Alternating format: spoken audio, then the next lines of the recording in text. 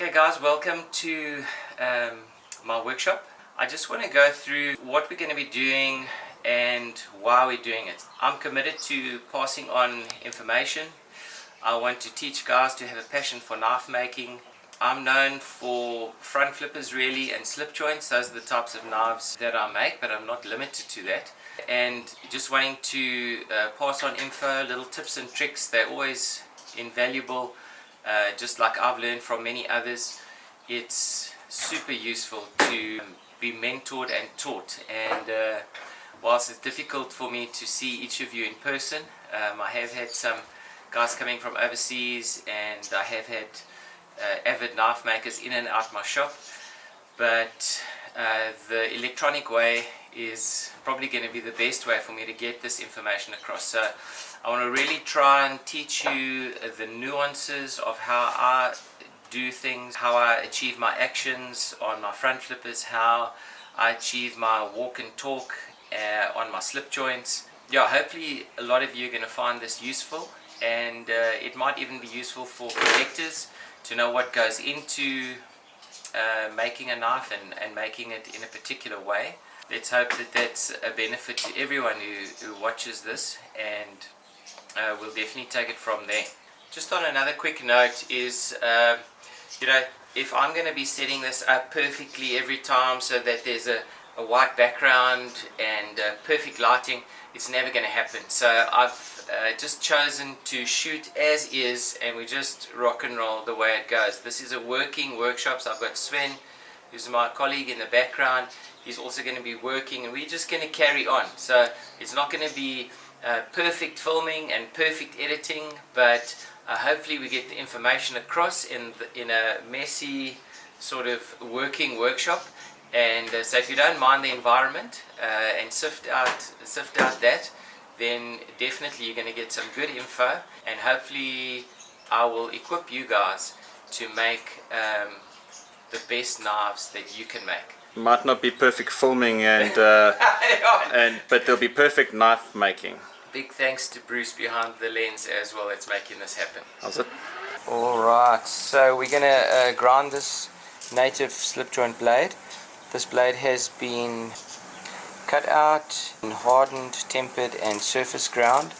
The nail neck was cut in when the steel was still soft. What I do is I first mark out where I grind, because if I don't have a mark, then I don't know where to grind to. It's become almost second nature for me now to grind these lines out, but I like to just have a mark because you can at least see what you're doing. So you can see there that the choil line is sort of very, very close to where I wanted to start, and I've just drawn up these little templates of my different blades. Then I know this is the native blade there, and there's an angle there, and I just check it. It just needs to go a little bit more up. Let's get the tip up a bit. There we go. So these are hardened parallel bars, so I just take my carbide scribe and I scribe along here. Don't have to go all the way to the top because I curve the grind at the top. Yeah, I'll mark that over there. So that's fine. Take it out, I can see a very faint line there. So now I go across to this side.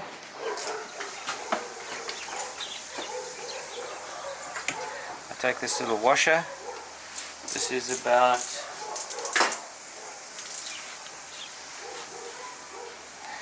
12 millimeters or 0.473 inches or 61/128ths. Just for information. I take the washer and I place it on the top of the spine of the knife, and I also just shimmy it along till I get to that little grind line that I've just scribed, and then I scribe this radius. There we go. So my grind's going to come up there, plunge line, and then across the top. So I'll just do the same on the other side. Now I just need to mark two parallel lines very close to the center of the blade, and I do that with the old used carbide cutter. So I just want to mark here quickly. I put it flat on the granite or marble. I just mark to make sure. No, that's too far. Depending on the thickness of the steel, it varies.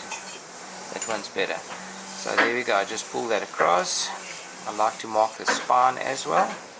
It's important to have that reference. There we go. Done.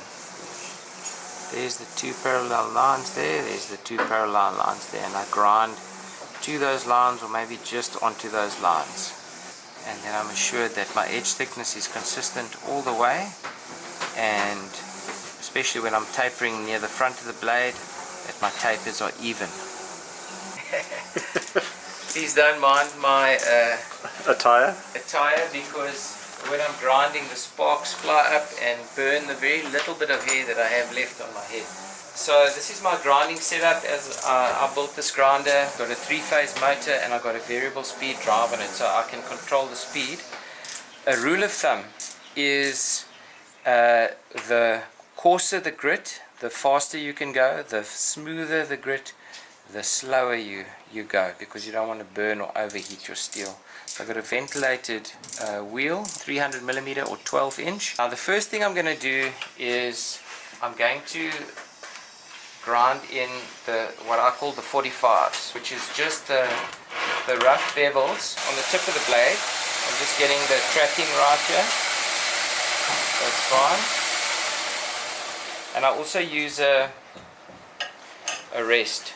So I don't use a jig when I grind, but I use a rest, which allows me to control in only this dimension. I don't need to worry about keeping it up or down. I just go in like that, and I can work it. I can work it in any way, but at least I don't have to worry about the blade dropping. So that rest really helps guide me when I'm grinding. The first thing we're going to do is grind in 45s, which is breaking this edge to like a 45 degree, which will allow the sharper blade. This is a 60 grit blade, 60 grit ceramic blade, VSM. When I grind with the actual belt, which is my sharp 60 grit, at least this sharp edge does not hit the ceramic off. So I first put in a 45 just to smooth that angle, and then I come in with the sharp 60 to actually put in the rough bevel.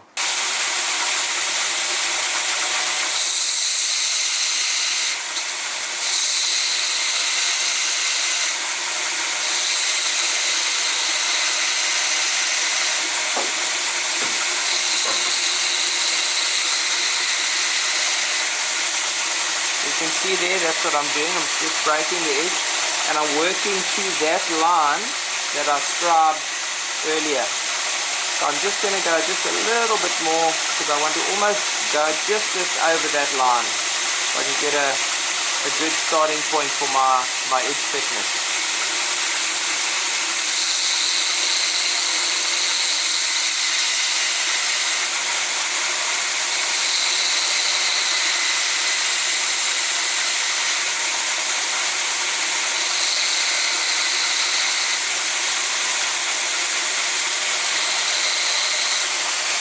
So there we go, that's the one side done. I'm just going to do the other side now. Always important to dip it in the water, although it's not getting hot, really hot now, but to keep your steel cool at all points, at all times.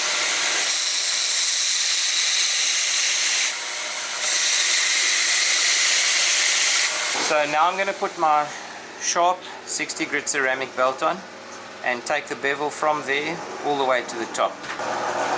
So on my belt, whenever I grind a blade, I mark it with another one. So this belt is now grinding its third blade, and that helps you keep track of how sharp that belt is. I mean, obviously you can feel as well, but it helps you a lot to know how many blades. So I know out of a 60 grit VSM new, I can get 4 or 5 blades out, then I must change it. Also just helps you keep track of how many knives you're making and how many belts you're using. Okay, I'll take my rest off, then I'll first track the belt. I have it coming to the edge or just a little bit over the edge. That's the way I like to grind. So it's just fractionally over the edge, just a little bit.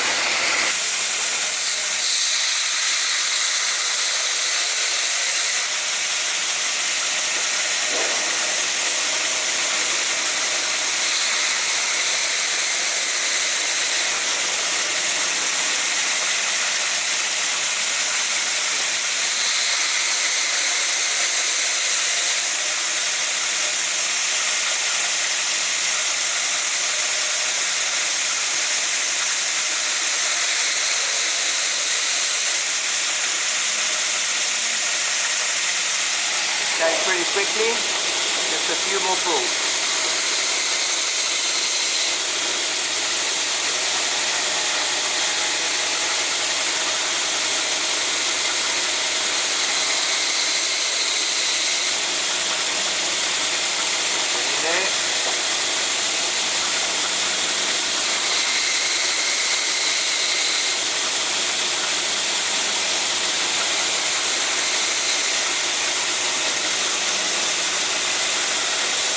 Almost right at the top, and I'm on that line over there, so I've got to pull a few more just to get the plunge a little bit closer to my scribe line, and then we can do the other side.